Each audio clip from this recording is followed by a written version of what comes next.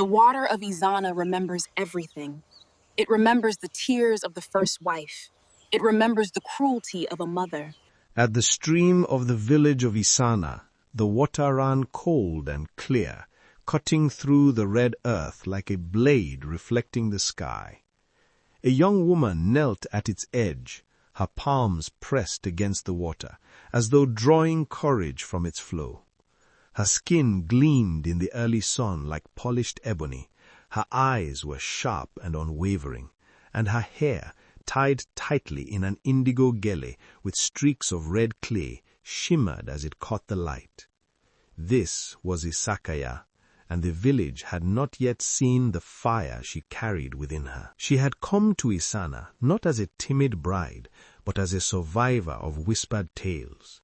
Tales of the first wife of her husband, Kanmi, a soft-spoken woman named Olubomi, who had vanished one moonless night under the relentless torment of Iya Akintola, Kanmi's mother. Olubomi had been gentle, graceful, timid in her ways, the kind of woman who bore pain quietly and tried to please everyone.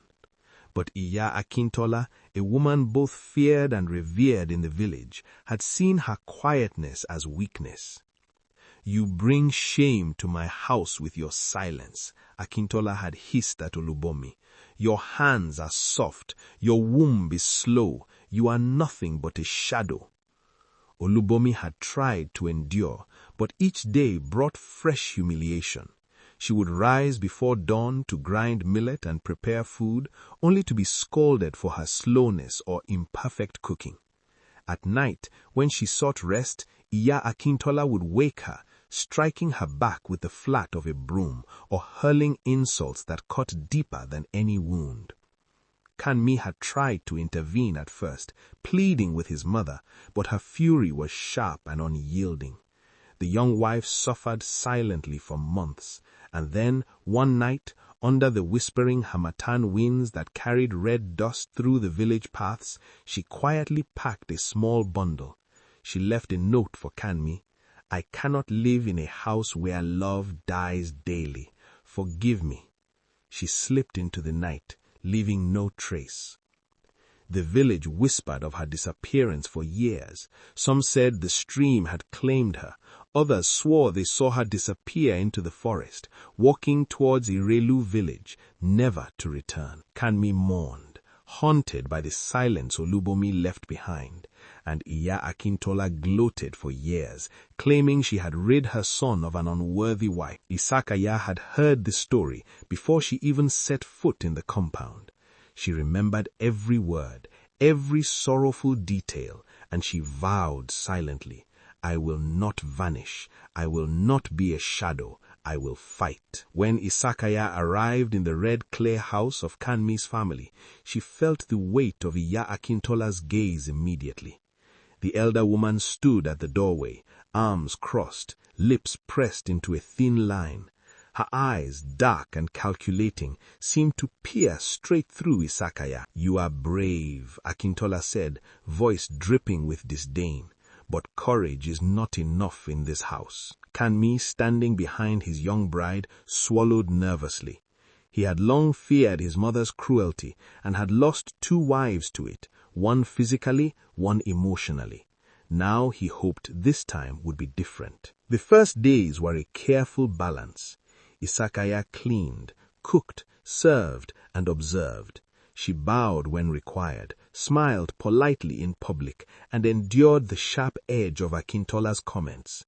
But beneath her calm exterior, her mind worked like a hunter's trap.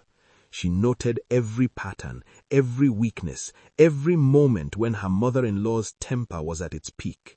She observed her moods, the way her voice changed when guests came, the way she measured obedience against silence. She was learning, not just surviving, but preparing. During the yam harvest festival, after Kanmi had gone to the fields, Akintola confronted her for the first time. "You think you are better than Olubomi," she spat, slapping Izakaya across the face. Izakaya staggered but did not fall. She straightened herself and stared Akintola directly in the eyes. "I am not Olubomi," she said, voice steady. "I will not vanish. I will not fear you." Akintola laughed, sharp and cruel, before striking again. This time, Izakaya caught her wrist mid-swing, twisted it sharply, and shoved her backward. The sound of bones striking hardened earth echoed across the compound, and Akintola screamed, stunned and momentarily disoriented. Izakaya's voice rang out across the courtyard, sharp and clear. "You think cruelty gives you power? You ruled this house with fear and pain. Your reign ends today." The villagers, who had often watched in silent fear, gathered at the edges of the courtyard, whispering. This was unprecedented. Akintola, once feared by all, was now trapped, her authority nullified by the very young woman she had tormented for years. Izakaya's hands did not tremble. Her mind, sharpened by months of observation and her own suffering, worked with precision. Every step, every word, every gesture was calculated to assert dominance without unnecessary violence, though she was not afraid to act if needed. She grabbed Akintola by the shoulders, forcing her to stand face to face.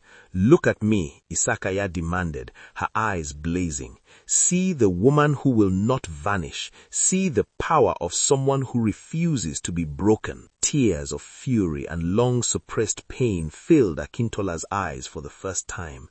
She struggled to find words, but Izakaya pressed on. "You will serve those you sought to destroy, and you will remember every tear, every scream, every act of pain you caused." Kanmi watched in shock. His mother, who had ruled the house with an iron fist for decades, now obeyed the young bride. Slowly, under Izakaya's unyielding pressure, Akintola was forced to perform household chores, cooking, cleaning, and tending to the children. The villagers murmured among themselves, witnessing the reversal of power and the first true justice in many years. At night, Izakaya would sit by the stream, staring at her reflection, mourning the first wife, Olubomi, whose life had been stolen by cruelty. She mourned the suffering she had endured herself. Yet, unlike Olubomi, she channeled her grief into strength. "I will not vanish," she whispered to the water one night, pressing her hands against its cold surface. "I will carry our sorrow and turn it into justice." Days turned into months, months into years. Iya Akintola, once a tyrant feared across Izana, became the obedient servant. She learned humility, enduring tasks she once deemed beneath her.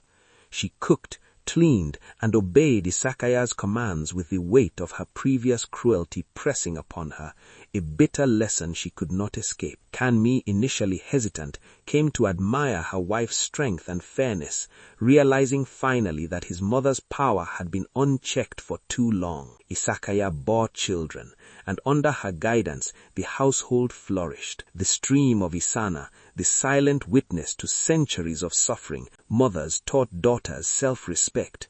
Young women who had once feared Iya Akintola learned that courage could be stronger than cruelty. The memory of Olubomi was honored in stories and whispers, a warning and a guidepost for those who suffered in silence. The village of Izana spoke for generations of the young woman who refused to vanish, who fought back with courage, and who turned cruelty into justice. And the stream, ever flowing, reflected not just the faces of the living, but the triumph of those who had suffered, the memory of those lost, and the power of a heart unbroken.